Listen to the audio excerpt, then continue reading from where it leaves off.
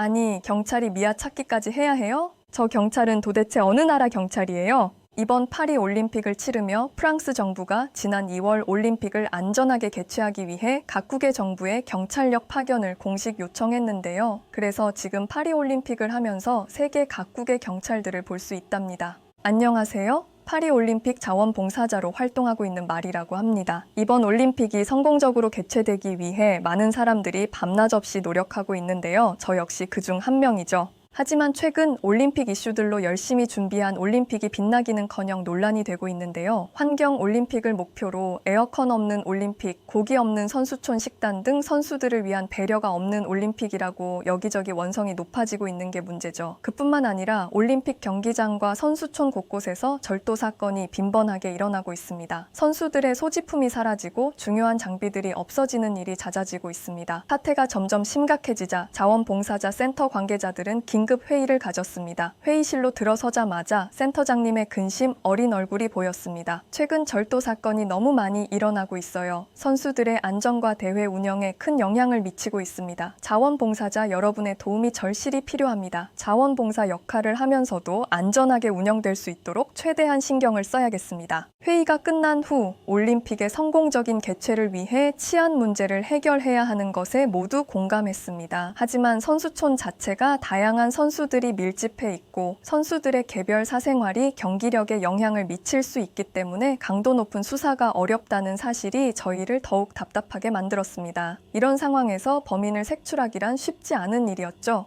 실제로 지난달 28일 일본 대표팀의 한 럭비 선수가 선수촌 방에서 결혼 반지와 목걸이, 현금을 도난당했다고 신고했습니다. 피해 금액은 약 3,000유로, 약 450만 원에 달했습니다. 또 앞서 27일에는 호주 하키 대표팀의 코치가 은행 카드 도난과 부정 사용 피해 사실을 신고했어요. 은행으로부터 1,500호주 달러 약 134만 원 상당의 의심 거래가 있었다는 연락을 받고 신고했다고 합니다. 벌써 선수촌에 신고된 도난 건수만 5건에 이르지만 프랑스 경찰도 범인 색출의 난색을 표명하고 있습니다. 선수들의 생활 공간에는 사생활 보호 문제로 폐쇄회로 CCTV가 설치돼 있지 않고 외부인의 출입도 제한돼 있어 목격자도 찾기 힘들기 때문입니다. 사실 선수촌 도난 사건은 이번이 처음이 아닙니다. 파리에서만 유독 이런 절도 사건이 이슈가 되었던 것은 아니에요. 지난 2016년 리우 올림픽에서는 현금, 휴대폰뿐 아니라 이불까지 도난당하는 사건이 발생했죠. 당시 선수들은 정도가 심해지자 방 청소를 하는 룸메이드의 출입까지 거부하고 나서기도 했습니다. 리우 올림픽 선수촌은 개방하기 전부터 객실 내 전구와 거울이 없어지는 사건이 발생했고 개방 후 호주 선수단은 화재가 발생해 대피하는 과정에서 개인 노트북과 유니폼 등을 도난당했습니다. 당시 키티 칠러 호주 선수단장은 물품이 사라진 것을 확인한 뒤 선수촌 경비 당국에 사실을 알렸는데 확인하고 있다고만 했다라며 답답해했죠. 덴마크 선수도 억울한 일을 당했습니다. 룸메이드가 휴대전화, 태블릿 PC, 침대 시트까지 훔쳐간 것입니다. 덴마크 선수단 관계자는 룸메이드에 의한 절도 사고가 계속되고 있다고 답답함을 토로했습니다. 영국 선수는 수영용품을 도난당하기도 했습니다. 하지만 당시 조직위는 뒷짐만 지고 있는 모습을 보여 비난받았습니다. 오히려 현지 상황에 적응하라는 식의 태도를 보였죠. 조직위 관계자는 이어지는 선수촌 내 도난 사건에 대해 리우에서 아무런 일도 일어나지 않길 바라는 것은 마치 몽상과 같다고 말했습니다. 2000년 시드니 올림픽에서도 도난 사건이 발생했습니다. 뉴질랜드 팀의 숙소에서 선수들의 훈련 자료가 모두 수록된 랩탑 컴퓨터 5대와 CD 플레이어, 휴대폰 등이 도난당했죠.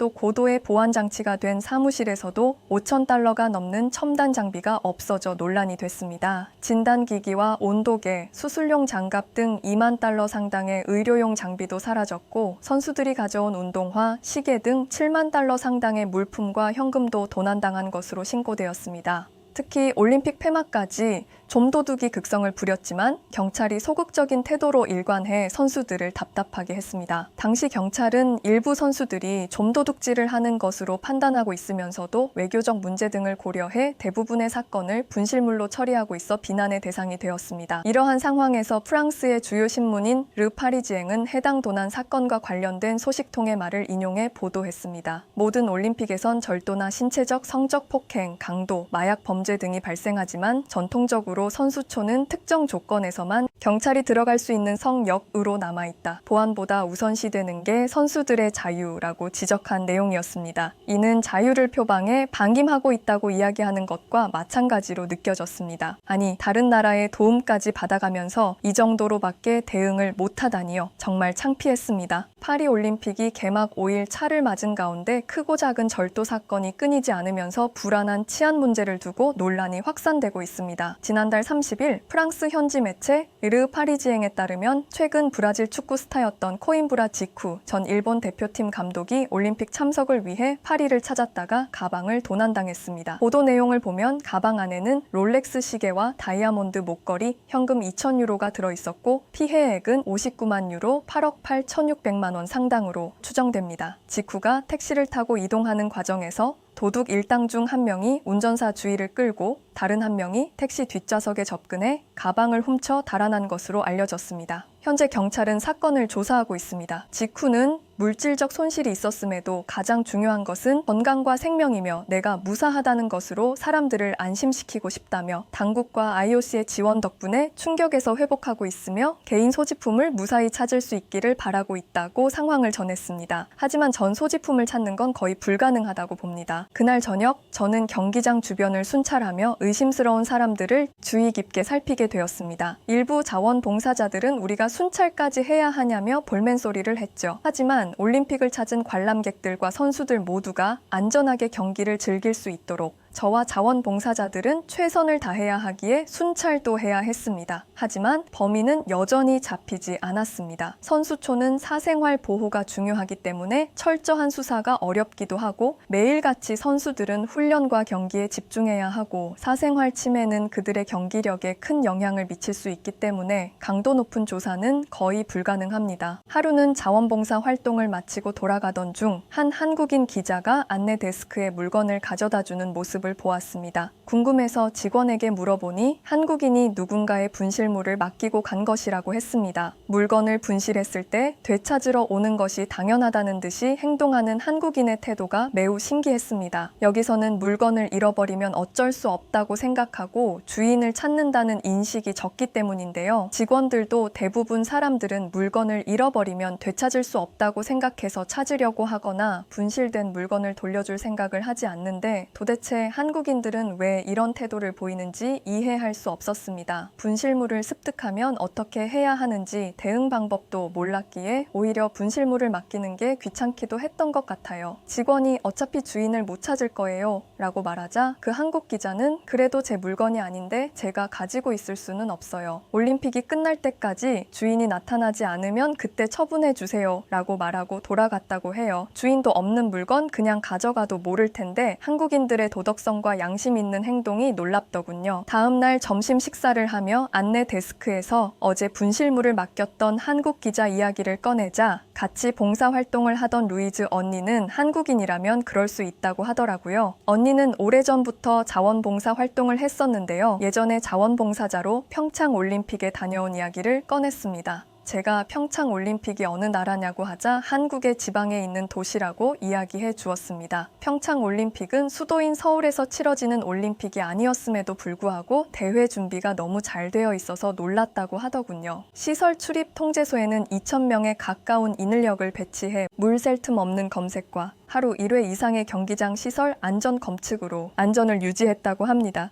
특공대를 대테러 취약 장소에 배치하고 차량 돌진 차단 시설을 보강하며 드론 전파 차단 장비를 운영하는 등 테러에도 완벽히 대비했습니다. 대회 특성을 고려한 맞춤형 치안 활동을 펼친 것도 무척 인상적이었다고 했습니다. 스키와 스노모빌 요원 등으로 편성한 설상 신속 대응팀은 평창, 휘닉스, 스노 경기장과 정선 알파인 경기장에 배치되어 장애인 등 이동 편의를 제공했습니다. 이륜 전기차와 기마 경찰대는 평창 개폐 막식장과 강릉 올림픽파크에 전진 배치해 순찰 활동을 펼쳐 큰 호응을 얻었습니다. 국제범죄수사대 등 외국인 범죄 신속 대응팀은 개최지 범죄 예방 활동과 17건의 외국인 범죄 사건을 신속 처리했으며 대회 기간 동안 외국인 대상 범죄는 단 한 건도 발생하지 않았다고 했습니다. 제가 어떻게 외국인 대상으로 범죄가 단 1건도 발생하지 않았냐고 되묻자 언니도 신기하다며 치안에만 신경 쓴 것이 아니라 대회 시설과 관광지에 배치된 관광 관광경찰대는 외사 통역 합동 근무 등을 통해 분실물 신고 등 100여 건의 외국인 민원을 처리했습니다. 평창 올림픽을 위해 파견된 국제경찰협력센터 IPCC 경찰관들은 외국인 선수단과 관람객 보호에서도 높은 평가를 받았다고 합니다. 차기 올림픽 개최국인 일본 경찰과 중국 공안은 평창 현장 종합상황실을 방문하여 올림픽 준비 과정과 한국 경찰의 치안 노하우를 전수받으러 왔다고 해요. 일본과 중국은 한국과 라이벌 관계라고 들은 것 같은데 얼마나 수준이 높았길래 노하우를 전수받으러 왔나 싶더라고요. 대회 기간 경찰 서비스 센터 운영으로 분실물 처리, 통역, 미아 보호 등 다방면으로 편의를 제공했고 실종 아동 18명은 모두 가족의 품으로 돌려보냈습니다. 평창 올림픽의 성공적인 운영과 철저한 치안 관리 이야기를 들으며 한국인들의 성실함과 책임감이 다시 한번 느껴졌습니다. 분실물 처리나 미아 보호 등에 대해서는 저는 생각도 못한 일이거든요. 정말 촘촘하게 치안에 신경 쓰고 있구나 하는 생각이 들었습니다. 아시아의 작은 나라 한국에서도 이렇게 수준 높은 치안을 유지하는데 올림픽 개최국인 저희 나라는 정말 부끄러울 지경이더군요. 올림픽 기간에 한국인을 보고 싶다는 생각이 문득 들었는데 그런 생각이 들자마자 정말 한국인을 만나게 되었습니다. 생라자르역에서 자원봉사 활동을 하는 날이었어요. 이 역은 늘 많은 사람들로 붐비고 관광객부터 출퇴근하는 사람들까지 다양한 사람들이 오가는 곳입니다. 저는 주로 길을 묻거나 도움이 필요한 사람들을 안내하는 일을 맡게 되어 역으로 가고 있었습니다. 그날도 어김없이 많은 사람들로 북적이는 생라자르역에서 도움을 필요로 하는 사람이 있는지 살피며 자리를 잡고 있었습니다. 그러던 중 역사의 한 구석에서 아이의 울음소리가 들려왔어요. 4살쯤 되어 보이는 작은 여자아이가 눈물을 흘리며 울고 있었습니다. 주변 사람들은 아이를 어떻게 도와야 할지 몰라 어리둥절한 표정이었어요. 저는 재빨리 아이에게 다가갔습니다. 아이 옆에는 한 여자가 있었어요. 아시아 사람인 것 같은 여자분이었지만 제복을 입고 있었기에 그녀도 자원봉사자인가 생각했습니다. 하지만 이내 경찰이신 걸 알겠더라고요. 경찰복에 그려진 한국 국기가 눈에 띄었습니다. 아이는 부모를 잃어버린 듯 당황한 얼굴로 계속 울고 있었고 그 여자 경찰분은 아이를 진정시키기 위해 애쓰고 있었어요. 저도 어떻게 도와야 할지 몰라 잠시 망설이고 있었는데 그 한국 경찰분이 핸드폰을 꺼내더니 영상을 하나 보여주기 시작했어요. 저는 그 상황이 궁금해서 자리를 뜨지 못하고 지켜보았습니다. 영상에서는 흥겹고 반복되는 멜로디가 흘러나왔어요. 아이는 울음을 멈추고 영상에 집중하기 시작했습니다. 그 영상은 한국어로 된 노래였지만 멜로디가 매우 흥미로웠어요. 조금 지나자 아이는 완전히 울음을 멈추고 영상을 보고 있었습니다. 그 사이 아이를 잃어버린 부모가 다급하게 나타났고 다행히 아이는 부모의 품으로 돌아갈 수 있었어요. 주변 사람들은 모두 박수를 치며 그 한국 경찰분의 놀라운 대처에 감탄했어요. 같은 자리에 있던 프랑스 경찰분이 정말 대단하다며 엄지를 치켜세웠고 도대체 뭘 보여준 거냐고 묻더군요. 그 경찰분이 아이에게 보여준 영상은 아기상어라는 동영상이었어요. 전 도대체 무슨 영상이길래 우는 아이가 그렇게 뚝 그쳤을까 궁금해서 찾아보았는데요. 이 노래는 중독성 있는 멜로디와 귀여운 상어 가족 캐릭터로 전 세계적으로 인기를 끌고 있는 영상이었더라고요. 한국에서 제작한 유아용 콘텐츠인데 시리즈도 많고 구독자며 조회수가 정말 엄청나더라고요. 아이들에게 인기 있는 요소는 국적을 가리지 않는 것 같아요. 아무튼 그런 당황스러운 순간에 기지를 발휘하여 아이를 진정시키다니 정말 놀라웠습니다. 아마 한국에서도 미아들을 많이 찾아주는 경험이 있어서 우는 아이를 달래는 스킬이 남다른 것 같았습니다. 외국에서 근무하는 것도 쉽지 않을 텐데 그런 놀라운 대처를 보여주다니 정말 감사하고 존경스러운 마음이 들었습니다. 프랑스 올림픽 개막식에 한국 이름을 북한으로 잘못 방송하고 한국의 첫 금메달을 안긴 펜싱 대표팀의 선수의 이름도 잘못 표기해 질타를 받았는데요. 프랑스 올림픽 측의 이런 미흡한 운영에도 아랑곳하지 않고 한국 경찰분들은 묵묵히 자기 역할을 더 잘 수행해주고 계시더라고요. 근무하시느라 한국 경기를 제대로 보지도 못할 텐데 말이죠. 한국 경찰분을 만나고 나서 전 한국에 대해 더 궁금해지더군요. 그래서 자원봉사 스케줄이 없는 날 코리아 하우스를 가보기로 했습니다. 저처럼 한국에 관심이 생긴 사람들이 많은지 코리아 하우스 근처에는 사람들이 북적이더군요. K-팝, K-뷰티, K-푸드 등 다양한 한국 문화 체험 행사를 할 수 있는 곳이 있었습니다. 10대, 20대 방문객들은 K-팝 존에 모여들어 좋아하는 아티스트와 사진을 찍거나 음악을 들으며 리듬을 타고 있더군요. 무척이나 신나고 행복해 보였습니다. 전 사람들이 북적이는 곳도 좋았지만 한국의 전통의 미를 전시하는 공간에서 눈을 떼지 못했습니다. 도자기에 담긴 한지 꽃이 너무나 아름답더군요. 평소에도 미술을 좋아해서 미술관을 자주 가는 저는 다른 작품에서 느끼지 못했던 단아한 아름다움을 느꼈는데요. 제가 항아리에서 눈을 떼지 못하자 작품을 설명해 주시는 분이 다가와서 한국의 달 항아리라고 설명해 주시며 보름달이 뜬 것 같은 느낌이 든다고 설명해 주셨어요. 마음이 편안해지면서도 풍요와 복을 부르는 보름달이라면서 말이죠.